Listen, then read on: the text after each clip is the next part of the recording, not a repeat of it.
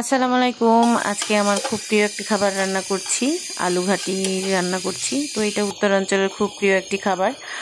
আর এটি আমি আজকে ডিম দিয়ে করেছি। মাছ, মাংস, যে কোনো মাংস দিয়েও এটা রান্না করা যায়। আর রান্নার প্রসেসটা একই। আমি এর আগেও এই রেসিপি শেয়ার করেছি, ভিডিওতে আছে। আর এরপর রান্না করছি আচারি চিকেন। মশলাটা ভালোভাবে কষে নিয়েছি, এরপর আচার দিলাম। আচার অ্যাড করার পরে এটা ভালোভাবে আরও কষিয়ে নিতে হবে।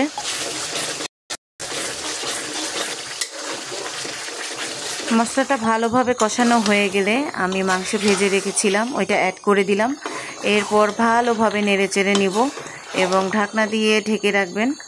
এরপরে হালকা একটু আমি পানি দিয়েছি। যদি আপনি পানি নাও দিতে চান তাহলে আরও লো হিটে যদি আপনি ঢেকে রাখেন তাহলে হয়ে যাবে।